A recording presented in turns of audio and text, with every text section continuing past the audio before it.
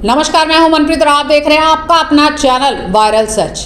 कहने को तो गुरुग्राम साइबर सिटी है, मिलेनियम सिटी है, लेकिन हम आपको बता दें कि आपके गुरुग्राम में सिर्फ सरकारी अस्पताल की ही कमी नहीं है, बल्कि आपके शहर में कोई भी गोल्ड हॉल मार्किंग सेंटर भी नहीं है। भले ही सरकार द्वारा 1 दिसंबर से ये कानून लागू कर दिया है कि पूरे हिंदुस्तान में सभी ज्वेलर सिर्फ हॉलमार्क वाला गोल्ड ही बेच पाएंगे, परंतु ताज्जुब की बात है कि आपके शहर गुरुग्राम में फिलहाल कोई भी हॉलमार्क सेंटर नहीं है, जिस वजह से गुरुग्राम के ज्वेलर्स को अनेक मुसीबतों का सामना करना पड़ रहा है।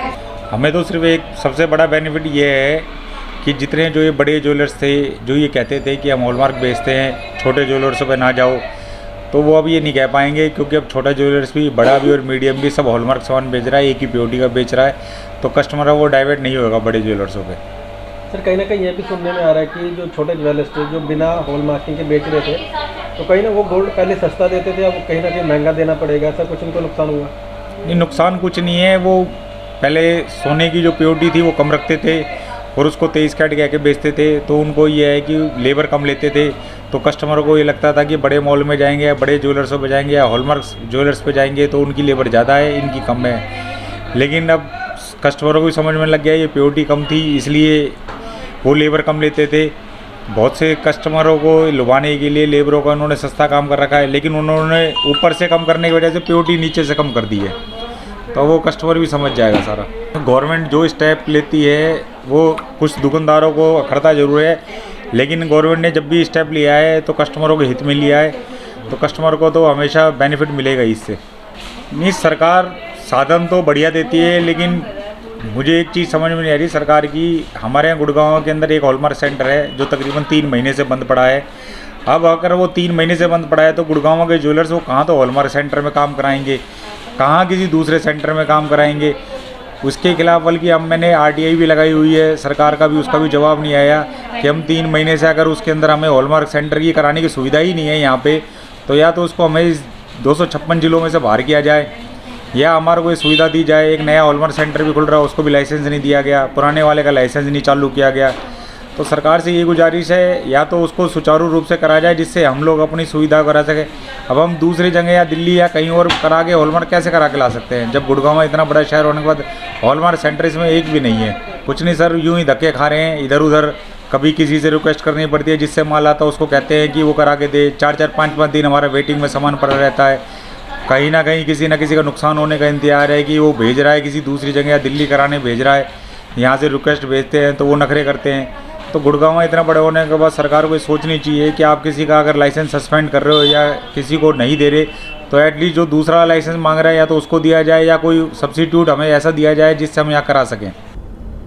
गुरुग्राम के ज्वेलर ने सरकार से गुहार लगाते हुए कहा है कि उनका व्यवसाय बहुत ही जोखिम भरा है और अपने शहर से बाहर या यूं कहें कि दिल्ली से हॉल मार्किंग करवाना उन्हें असुरक्षित लग रहा है। ऐसे में सरकार को संज्ञान लेने की जरूरत है कि जल्द से जल्द यहाँ हॉल मार्किंग सेंटर की व्यवस्था की जाए। मैं निखिल गर्ग, कान्हा ज्वेलर्स से, सदर बाजार गुड़गांव से।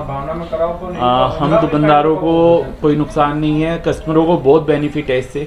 बस हमारे लिए गुड़गांव वासियों के लिए बड़ी दिक्कत ये हो रही है, यहाँ पे कोई भी हॉलमार्क सेंटर फ़िलहाल नहीं है, और फिलहाल से हॉलमार्क सेंटर होने की नहीं वजह से ये हमें सारा सामान दिल्ली भेजना पड़ता है, जो बहुत जोखिम वाला काम है।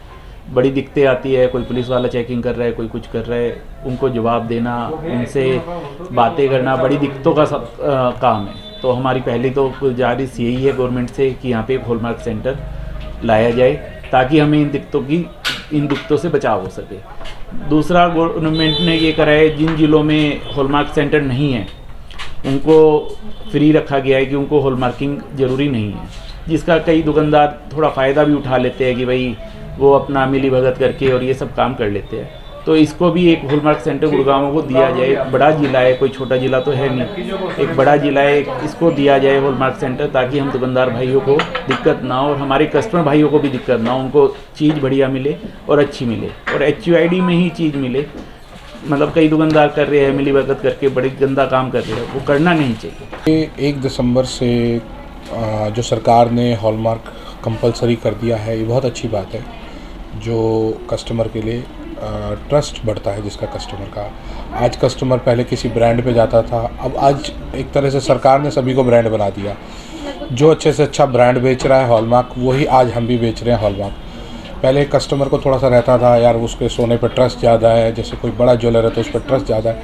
अब ऐसा कुछ भी नहीं है। मैं कहता हूँ, मैं भी नहीं, एक गली का भी दुकानदार अगर आपको हॉलमार्क दे रहा है तो वो एक ट्रस्ट वर्ती है।